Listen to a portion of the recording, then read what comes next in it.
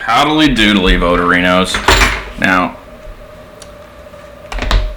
I just got back from the June 3rd cricket meeting at the Burlington Senior Center on Teen Tor Way, and let me tell you, what a colossal waste of everyone's time.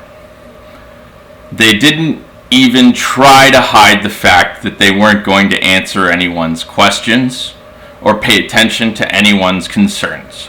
$265,000 renovation of a park that closes the park for the whole season, cuts down 7 old growth trees, and completely ignored any community feedback whatsoever.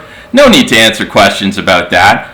My own question was more of a stand against the format of the meeting than a real question I expected answered. I asked if the mayor planned the finished project to be timed up with the municipal election. She thought that was hilarious. I don't know why she was laughing. It's a pretty serious accusation to be laughing about, but I digress. I went with a whole list of questions and concerns from residents, but they were only giving us 1 minute each to speak. And in fact, when it was my turn to speak, they wouldn't even let me hold the microphone. I reached out my hand to grab it 2 separate times. It was pulled away, and they said, no, this gentleman will hold the microphone for you. How insulting. To frame that as a conversation is laughable. It means basically they can shut me up anytime they want. And they did, to many other people who had actual concerns that were, in some cases, belittled in front of the crowd. One particular lady was asking about how many trees they could save, and she was told that her suggestion was noted and didn't really warrant an answer at that time.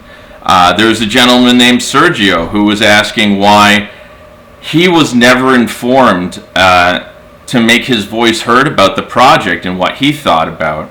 They told him they did inform him along with everyone else in the room. However, there was a resounding chorus from the crowd that no, they had not consulted everyone in the room, and that was just a bold-faced lie. And I'm not afraid to say that, and I'll say that to the mayor, and I'll say that to her face.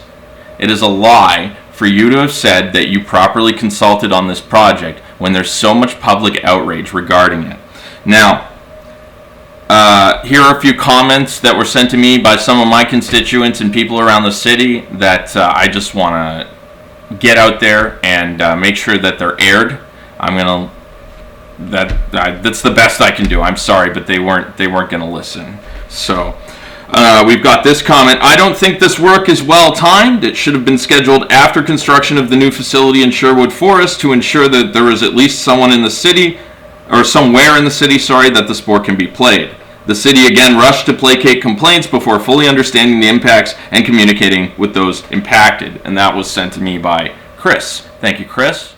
Anyway, my camera died because I didn't plug in the battery charger and just put the non-charged battery in the charging cradle.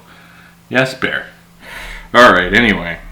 I was in the middle of reading comments from other people, so I'll just continue where I left off.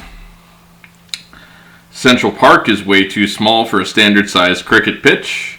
The neighbors on all 3 sides of the park are having to deal with noise 7 days a week from early morning until late at night, as well as random cricket balls in their yards, parked cars being hit by flying balls, etc.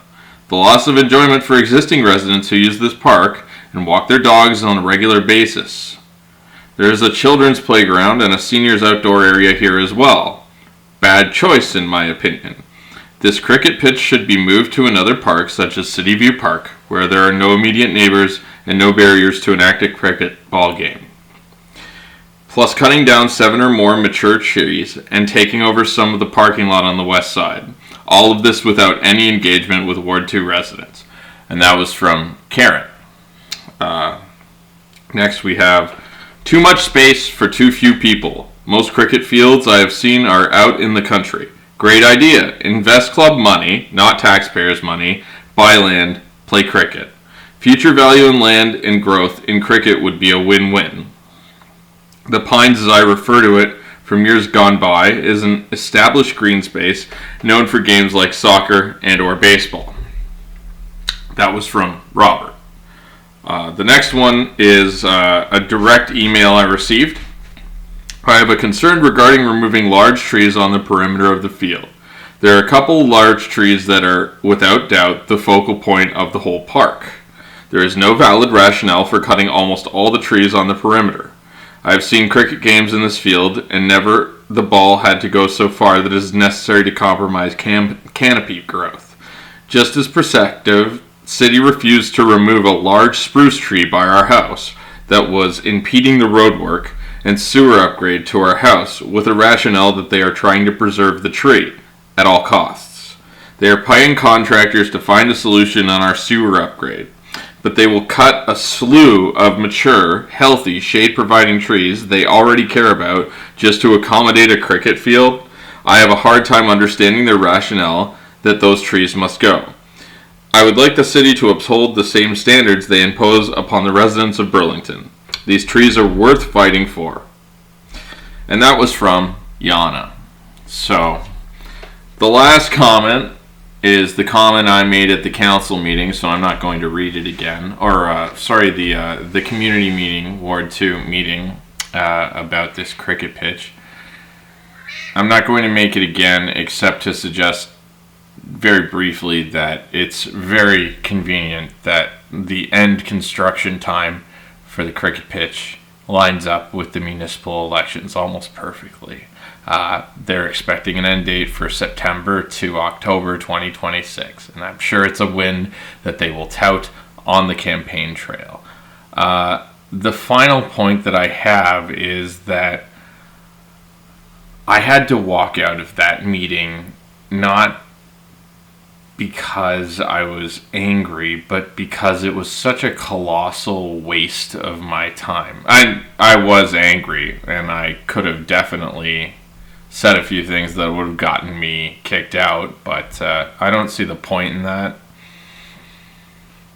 I was just trying to illustrate that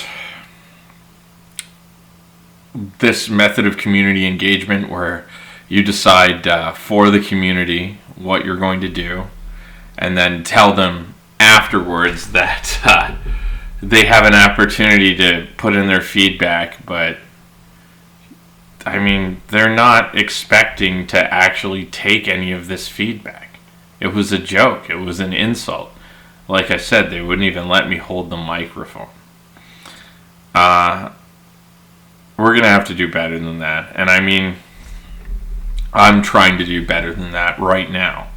I'm not waiting till the election to get started for you guys. And, well, that just brings me to the point. It's almost 1 a.m. I'm pretty tired from an evening's worth of events, so I'm going to call it quits for now. So remember to go to www.rowenforcouncil.com, check out my op-eds, sign up to volunteer. If you'd be so kind as to donate, I would take a donation, but really, what I need from you is your support. Just come out to events, come help me knock doors, things like that. And we can get something going for all of us. Anyway, that's www.rowenforcouncil.com.